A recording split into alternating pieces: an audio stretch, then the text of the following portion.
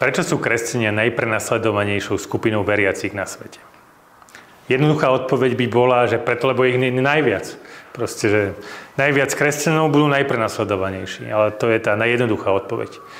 Tá komplikovanejšia odpoveď pravdepodobne je, že kresťania sú silne evangelizačným náboženstvom. To znamená, že nie sú obrátení do seba, ale chcú zmeniť svet okolo seba.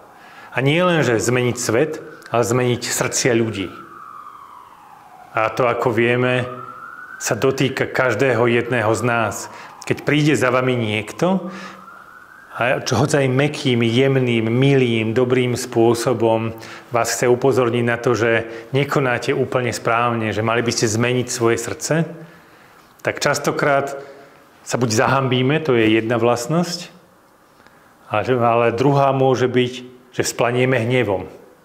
A takýto hnev sme nevideli iba u, nejakých radikálnych islamistov dneška, ale aj u Šaula.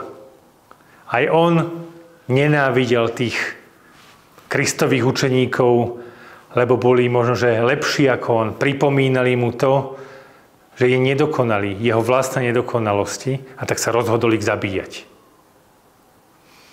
A ak to robil Šavol, prečo by to nemohli robiť tisíce a milióny iných podobných ľudí?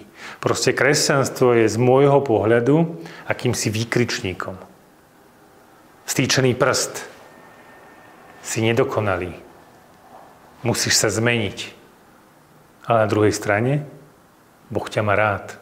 Si jeho. Osobitý. Z jeho pohľadu dokonalý.